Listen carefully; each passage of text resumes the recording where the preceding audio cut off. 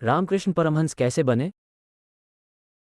एक दिन रामकृष्ण हुगली नदी के तट पर बैठे थे जब एक महान और दुर्लभ योगी तोतापुरी उसी रास्ते से निकले। तोतापुरी जैसे योगी हमारे देश में बहुत कम हुए हैं।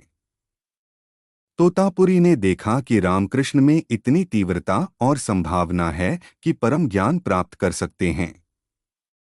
मगर समस्या यह थी कि वह सिर्फ अपनी भक्ति में डूबे हुए थे। तोतापुरी रामकृष्ण के पास आए और उन्हें समझाने की कोशिश की। आप क्यों सिर्फ अपनी भक्ति में ही इतने लीन हैं? आपके अंदर इतनी क्षमता है कि चरम को छू सकते हैं। रामकृष्ण बोले, मैं सिर्फ काली को चाहता हूँ, बस। वह एक बच्चे की तरह थे जो सिर्फ अपनी मां को चाहता था। इससे बहस करना संभव नहीं था। यह बिल्कुल भिन्न अवस्था होती है।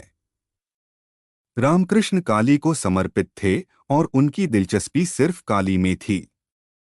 जब वह उनके भीतर प्रबल होती तो वह आनंद विभोर हो जाते और नाचना गाना शुरू कर देते। जब वह थोड़े मंद होते और काली से उनका संपर्क टूट जाता तो वह किसी शिशु की तरह रोना शुरू कर देते। वह ऐसे ही थे। इसलिए तोतापुरी जिस परम ज्ञान की बात कर रहे थे उन सब में उनकी कोई दिलचस्पी नहीं थी। तोतापुरी ने कई तरीके से उन्हें समझाने की कोशिश की मगर रामकृष्ण समझने के लिए तैयार नहीं थे। साथ ही वह तोतापुरी के सामने बैठना भी चाहते थे क्योंकि तोतापुरी की मौजूदगी ही कुछ ऐसी थी। तोतापुरी ने देखा कि रामकृष्ण इसी तरह अपनी भक्ति में लगे हुए हैं। फिर वह बोले, यह बहुत आसान है। फिलहाल आप अपनी भावनाओं को शक्तिशाली बना रहे हैं, अपने शरीर को समर्थ बना रहे हैं, अपने भीतर के रसायन को शक्तिशाली बना रहे हैं, लेकिन आप अपनी जागरूकता को शक्ति नहीं दे रहे। रामकृष्ण मान गए और बोले, ठीक है, मैं अपनी जागरूकता को और शक्तिशाली बनाऊंगा और अपनी पूरी जागरूकता में बैठूंगा।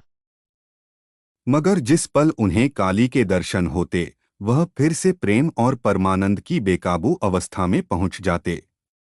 वह चाहे कितनी भी बार बैठते काली को देखते ही उड़ने लगते। फिर तोतापुरी बोले, अगली बार जब भी काली दिखे, आपको एक तलवार लेकर उनके टुकड़े करने हैं। रामकृष्ण ने पूछा। मुझे तलवार कहाँ से मिलेगी? तोतापुरी ने जवाब दिया, वहीं से जहां से आप काली को लाते हैं। अगर आप एक पूरी काली बनाने में समर्थ हैं, तो आप तलवार क्यों नहीं बना सकते? आप ऐसा कर सकते हैं। अगर आप एक देवी बना सकते हैं, तो उसे काटने के लिए एक तलवार क्यों नहीं बना सकते? तैयार हो जाइए। रामकृष्ण बैठे। मगर जैसे ही काली आई वह परमानंद में डूब गए और तलवार जागरूकता के बारे में सब कुछ भूल गए।